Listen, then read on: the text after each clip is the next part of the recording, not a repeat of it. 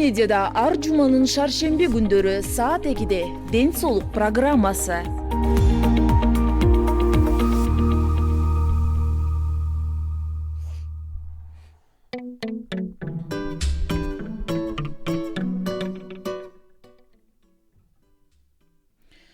Саламатсыздарбы, урматтуу радио угуучулар.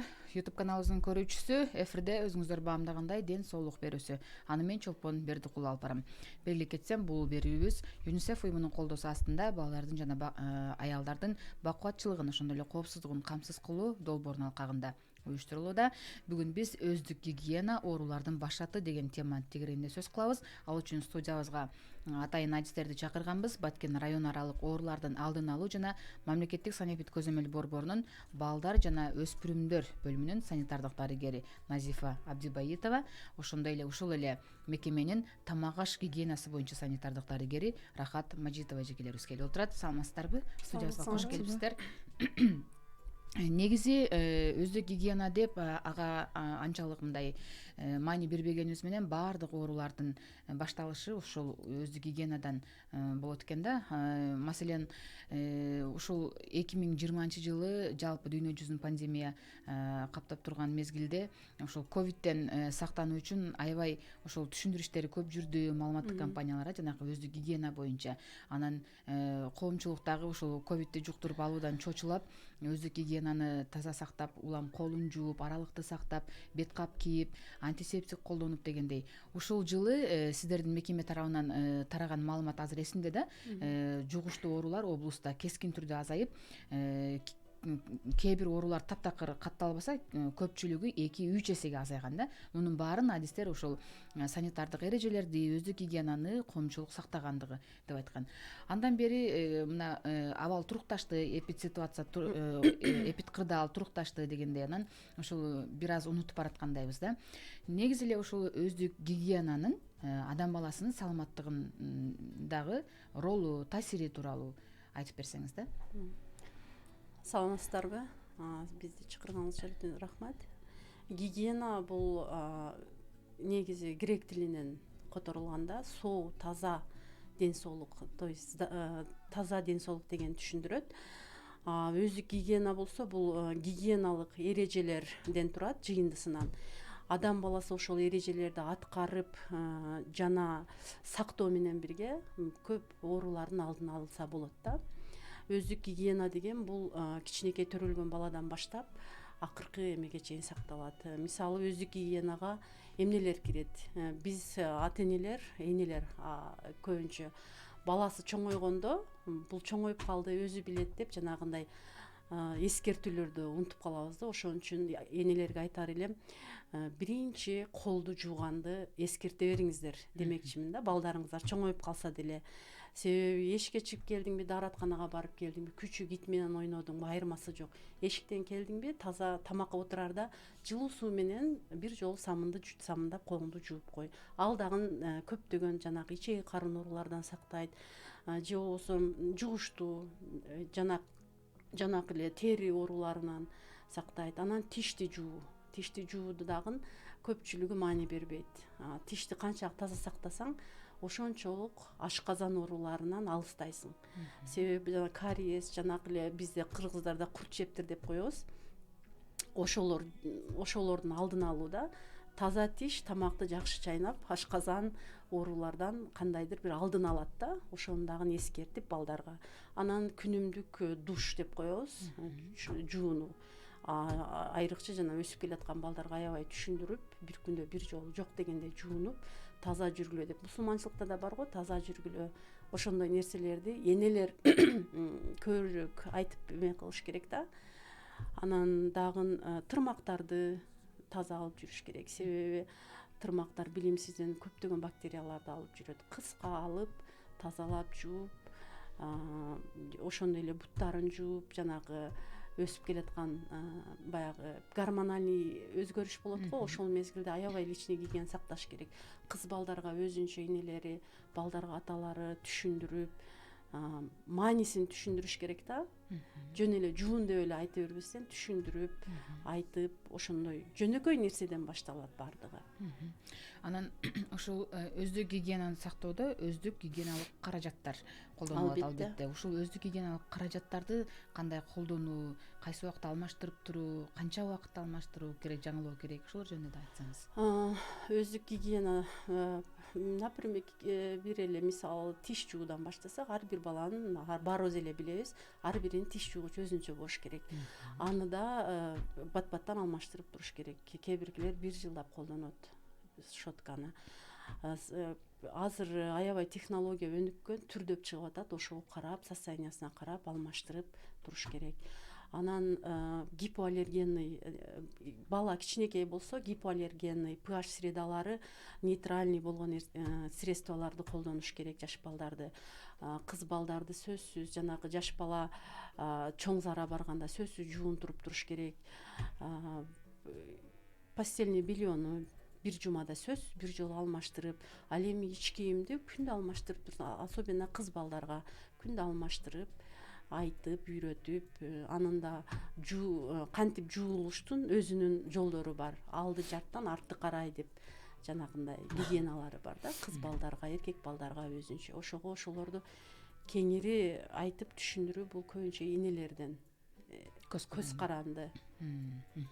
Анан ушул жарандар өздүк гигиенаны бул өз алдынча сактаган менен мындай коомчулуктагы таасир этет да, айлана чөйрө дагы таасир этет. Мисалы ушул биздин шаардагы базарлардагы азык түлүк саткан жайлар, тамак аш жасаган жайлар, ушулардын абалын сиздердин мекеме тарабынан текшерилип турабы? Буга чейин биздин маалыматыбыз боюнча сиздер алдын ала ушу жанагы жеке ишкерлердин укугу боюнча мыйзамга таянып, алдын ала эскертип, 1 жылда бир гана жолу текшерип, мындай мүмкүнчүлүгүңүздөр, укугуңуздар азыраак болчу да.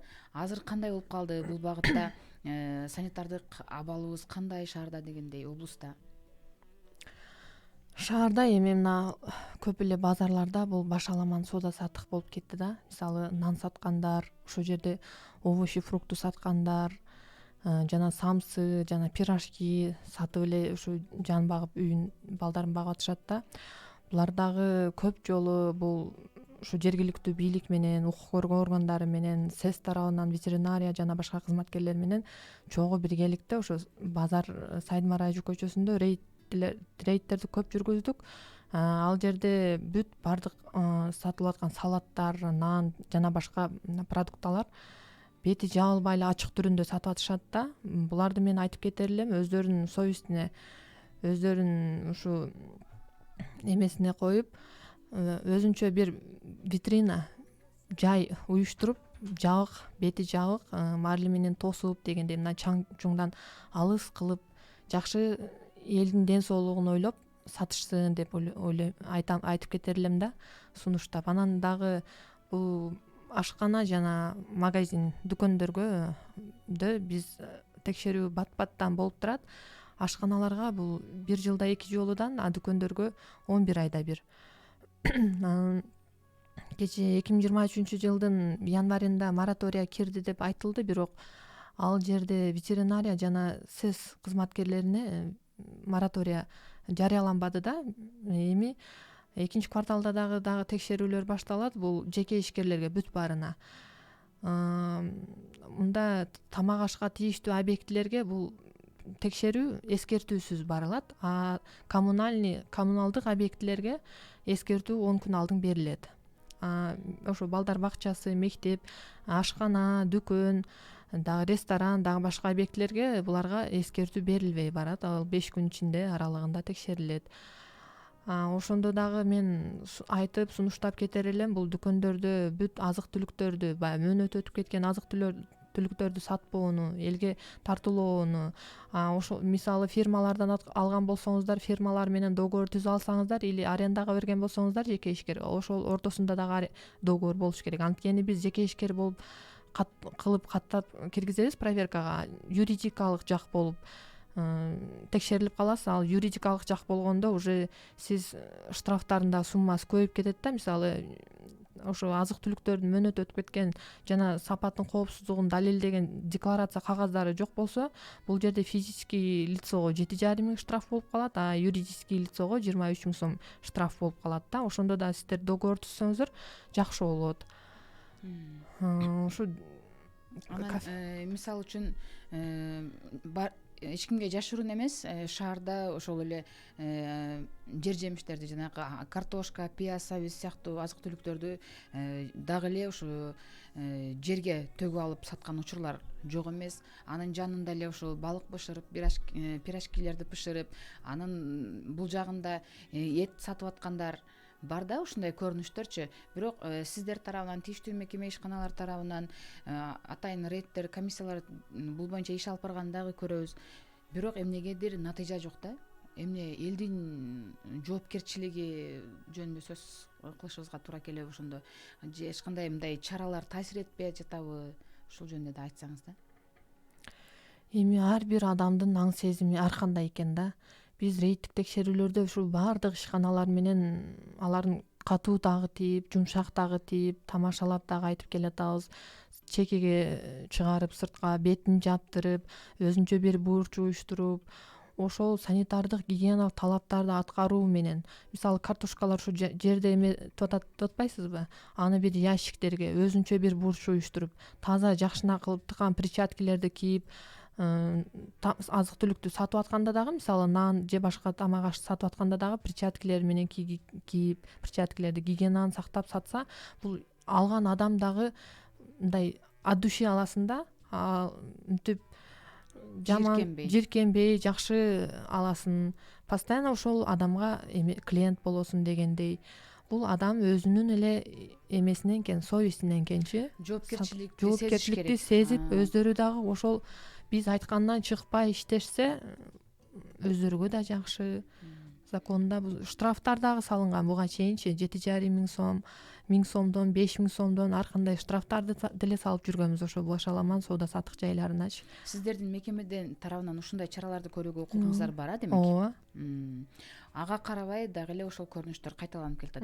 Демек сатуучулардын ошо жарандардын алдында, алардын саламаттыгын алдында мындай жоопкерчилиги өтө чоң, ооба. Жоопкерчиликти сезип эметиш керек. Назифа айым, сизге суроом да, ушул эми ар кандай учурлардан улам жугуштуу ооруларга ушундай айлана чөйрөдөгү абалдан, санитардык абалдан, же болбосо өздүк гигиенаны сактабагандыктан жугуштуу ооруларды жугузуп алган жарандарыбыз бар. Ушул үй бүлөдө бир адам жугуштуу илдет менен ооруп калса, башка үй бүлө мүчөлөрүнүн өздүк гигиенаны сактоосу тууралуу айтып берсеңиз да. Мындай ситуация деп коебузбу, кырдаалдар Кыргызстанда көп. Жанагы эле аябай көп тараган туберкулез оорусу, мисалы туберкулез, ошол боюнча айтайын. Туберкулез оорусу ачык берилүүчү эме. Ошондой мезгилде аябай кылдаттык менен ата эне мамиле жасаш керек да. Ошол адамдын идишин бөлүш керек биринчиден, комнатасын бөлүш керек. Ал ооруп жаткан адамдын психологиясы аябай тонкий, мындай жука болуп калат да, капалуу болуп. Ошого анын да көңүлүн ойлоп, түшүндүрүп, башка бөлмөгө бөлүп, идиш аягын бөлүп дегендей. Биринчи ошол изоляция деп коет. Изоляция кылыш керек да, берки соо адамдарданчы. Түшүндүрүп, жакшынакай кылып айтып, сиз ооруп жатасыз, инкубационный период деген болот, аябай көп бөлүнүп чыгат организмден. Коркунучтуу. Анан ошол ооруп жаткан адамга өзүнчө камкор болуш керек. Берки соо жаш балдар аябай восприимчивый болот да бардык инфекцияга. Аларды да түшүндүрүп бөлүш керек. Идиш аякты, того тер жерин айтайын, идиш аякты бөлүш керек, изоляция кылыш керек. Азыр бизде комнаталар көп, ар бир үйдө заманбап үйлөр салынып жатат. Сөзсүз бир үйдү бөлүп, жакшынакай условия кылып, бөлүп, жаш балага да түшүндүрсөң түшүнөт. Кирбе деп, анан терезесин ачып, кечке шамалдатып, влажный уборка деп коет, нымдуу уборка. Ошентип ушул нерсе менен гана сактасаң болот да. Бет кап тагынуу үй шартында мүмкүн? Бет кап тагынсын, бирок бет кап тагынуу өзүңүз да тагынып көрсөңүз керек, аябай мындай неудобствону алып келет. Ошон үчүн мүмкүн болушунча бет каптагын ал дагы синтетика болгонуна байланыштуу, ал жерде размножение эме жүрөт да, көбөйүү.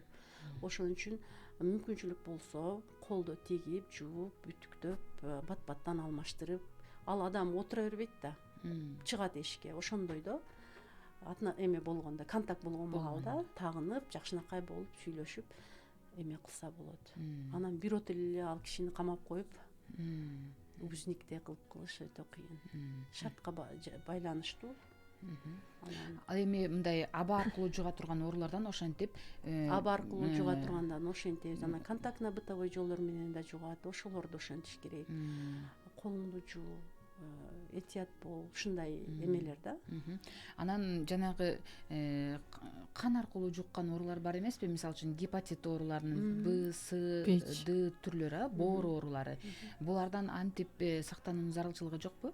Гепатит оорусу, жугуу жолдору өзүңүз айтып өттүңүз. Алар менен эми анчалык эмеси жок. Коркунучу жок. Аларды деле бирок этияттык менен эме кылыш керек. Баары бир. Анан ошол гепатит оорулары көпчүлүк учурда тиш дарыгерге барган учурда, ошондой эле жанагы чач тараштарда, ошол сулуулук салондордо жугат деген маалыматтар көп айтылат да. Сиздердин мекеме тарабынан ушул калкты тейлөө мекемелери текшерүүгө алынабы? Сиздер тараптан кандай талаптар коюлат аларга?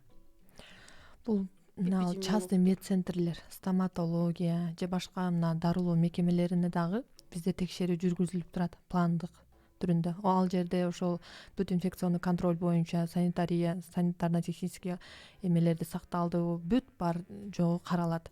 Ошо инструменттерди кандай обеззараживать этет, канча проценттүү, кандай кылып ошо залалсыздандырат, ошолор боюнча дагы айтылып кетилет. Медосмотрлары текшерилет, бүз формалары каралат, ошол ишкананын салынган имаратыны дагы карап чыгабыз. Дажечи мисалы протяженность кандай, поток кандай жүрүп атат, ошолор боюнча дагы мына салон, сулуулук салондору боюнча дагы ал жерде дагы барганыбызда ошол жердеги айымдарга бүт баарына түшүндүрүп кетебиз. Ар бир клиенттен кийин обязательно ошол инструменттерин залалсыздандырып же средствого чылап 15 мүнөттөн кийин кайрадан кургатып, анан иштеткенге сунуштарыбызды бүт баарыны айтып кетебиз. Ал жерде уборкалар айтылат, личный гигиена, ошо бүт баардыгыны айтылып, текшерүү, өзүнүн проверочный листтерибиз бар, ошо текшерүү баракчаларыбыз менен, критерийлер менен текшерип, сунушубузду берип, эгер чара колдоно турган болсок, чарабызды колдонобуз. Эгерде жеңилирээк мындай болсо, айтып, эметип, предписанияларды берип, андан кийин ошолордун аткарылуу боюнча контролдук текшерүүгө да калабыз, контрольныйда андан кийин карап көрөбүз. Негизи ар бир жаран, ар бир ошол тейлөө мекемелеринин кардары өзү буга кызыктар болуш керек, өзү талап коюш керек. Мисалы үчүн ошол ага колдонуп аткан эмеректер, жанагы ошол сулуу салондагы эмеректерди тазалыгын дагы билиш керек. И ошол учурда жанагы тейлөө кызматкерлеринде дагы жоопкерчиликтер. Жакшы. Анан ошол негизи азыркы учурда эпид кырдаал туруктуу аймакта коронавирус боюнча. Мисалы үчүн биринчи эле кезекте жугуштуу оору дегенде коронавирусту эстейбиз. Ушул быйылкы жылы же былтыркы жылы жугуштуу оорулар боюнча аймакта абал кандай болду да? Өсүү байкалабы же тескерисинче азаюу байкалып атабы? Анын себептери эмне болуп атат? Дарыгер катары айтсаңыздар. Бул эпидемиологдордун, кандай десем, эпидемиологдор статистика боюнча эпидемиологдордо да катталат да. Бүгүн биздин эпидемиолог келбей калды. Бирок оору кандай деп айтсам, мисалы ОРВИ жана кишечный инфекциялар бүт бардыгы бизде гепатит да башка оорулар, бруцеллез катталат да. Ошолорду просто мындай баланы уход кылыш керек. Мисалы оки мисалы да ошол дагы баягы загрязнение инфекционный заболеваниега келип чыгат. Колду туура жуубай, ата энелер карабагандыктан шамалдап калыптыр деп ОРВИ болот. Анда дагы мына температурный режим, мисалы мектептерде, балдар бакчаларында бүт температурный режим боюнча көзөмөлдөп турабыз бизчи. Алардын медсправкаларын карайбыз, бүт баардыгын карайбыз. Ошолорду дагы туура сактап, үйдө дагы баланы жакшы карап, балдар бакчаларында дагы тарбиячылар баланы жакшы караса, бала дагы көп оорубайт, больницага дагы көп кайрылбайт, бизге дагы көп келбейт да. Статистика боюнча эпидотделде катталат, ал биз санитардын отдел болгонубуздуктан канча статистикасын айта албайт экенбиз. Былтыркыга салыштырмалуу быйыл канча оору көбөйдү же азайды экенчи. Анан бала деп калдыңыз да, ошо эне баланын өздүк гигиенасы жөнүндө айтып берсеңиз да. Эми кичинекей бала качан аны энеси жуундуруп, энеси баягы камкордукка алмайынча, ал өз алдынча бул нерселерди жасай албайт да. Ошол жаш баланын өздүк гигиенасын, анын оюнчуктары жана колдонгон упчулары жөнүндө дагы айтып берсеңиз да. Бала төрөлүп, жанагы родильный домдон үйгө келгенден кийинкисин айтайын. Баланы күн сайын жуундуруш керек. 37-38 градуста сөзсүз жуундуруш керек. 7 минуттан ашпаган мөөнөттө. Бат-баттан жуундуруп, анан акырындан суунун градусун төмөндөтөбүз. Анан ошондой, анан дагы ошондой эле жанагы жуундурчу каражаттар, жана айтып өтпөдүмбү, гипоаллергияны, аллергияны азыраак чакырган же чакырбаган жанагы самындардын pH средасы нейтральный болгон каражаттар менен жууп, аябай жышып эмес, себеби алар өзүңүз билесиз, кожалар аябай назик болот, ошого байланыштуу бир сыйра жууп, кургатып, ошондой өздүк гигиенасын сактайбыз. Күн сайын деп айтылат. Бирок шартка байланыштуу кээ биркилер бир жумада бир жуундурат экен. Бирок ошону алдын алып карап көрүшсө болот да, энелер ойлонуп. Анан өздөрүнүн гигиенасы. Өздөрүнүн гигиенасы эми кадимкиле өздөрү жуунгандай жуунуп, анан эмизгенде сөзсүз көкүрөгүн жууш керек деп көпчүлүгү жууп өзүнү же сууга өткөзүп алат, же дагы бирдемке болот. Ал миф. Бул жууштун кереги жок. Эртең менен жуунат да бир аялдарчы. Жуунган ошол жетиштүү. Бир эме жуунуч каражаттары менен жетишкен, жуунган болду, жетиштүү. Анан ар эмизген сайын жууна берип, ал жерде өзүнүн микрофлорасы болот, жана үрптө. Аларын жогото алышы мүмкүн. Сала деп коет, өзү май чыгарып, өзүнүн бактериясынын ал жердин средасы болот да медицинада. Аны тазалап кереги жок. Анан көкүрөгүнүн учу жарылып, ыйлап эмизгенде аялдарга тоскоолдук жаратат. Ошон үчүн жөн эле өзү эмеси, азыр көптөгөн силиконовый поролон эмелер чыккан, прокладкилер. Анан бюстгальтерлер чыккан, аябай удобный. Улуу сөздү уят жок, айта берейин. Удобный, чечип, баягы прокладкалар таза бойдон алып салып, алмаштырып, кирдеп калганына карап туруп алмаштырат десе, жаңы балалуу болгондор кечке алмаштыра бербей, карап, кирдегенине карап туруп алмаштырып, ошондой кылса болот. Дагы колун бирок сөзсүз түрдө жуусун каждый раз. Себеби ошол эле ажатканага барасың, ошол эле айыл жергесинде торпогун байлап келесиң. Ошондой. Ошон үчүн колду жууганды унутпай, керек эмес. Ал сөзсүз.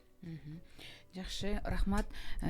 Үйдү влажный уборка, зерикпестен влажный уборка кылып, терезелерди ачып бат-баттан. Себеби комнатада жанагындай инфекциялар эмесин тез көбөйөт да. Баланын организми восприимчивый деп коет го, иммунитет жок, кичинекей. Ошого ошондой среданы түзүш керек да балага. Же эшикке көтөрүп чыксын. Таза абада жүрүү дагы, сөзсүз иммунитетти чыңдайт. Иммунитетти көтөрөт, закаливание деп коет, жанагы сырттан келген ар түрдүү факторлорго каршы туруу да. Ошол иммунитетти көтөрүп. Жакшы. Рахмат, урматтуу радио угуучулар жана YouTube каналыбыздын көрүүчүсү. Сиздер ден соолук көрсөтүүсүндө өздүк гигиена оорулардын башаты деген темада дарыгерлердин кеңештерин, пайдалуу кеңештерин уга алдыңыздар. Бүгүн биздин көрсөтүүбүздө конокто балдар жана өспүрүмдөрдүн санитардык дарыгери Назифа Абдибаитова, ошондой эле тамак аш гигиенасы боюнча санитардык дарыгер Рахат Мажитова эжекелерибиз конокто болду. Сиздерге чоң рахмат ушундай кызыктуу жана пайдалуу маектериңиздер үчүн. Урматтуу радио угуучулар, белгилей кетсем, бул берүүбүз ЮНИСЕФ уюмунун колдоосу астында Баткен облусунда ишке ашып жаткан балдардын жана аялдардын коопсуздугун, бакубатчылыгын камсыз кылуу долбоорунун алкагында даярдалды. Көрсөтүүнү мен Чолпон Бердикулова алып бардым. Кайрадан эфир аркылуу амандашканча саламатта болуңуздар.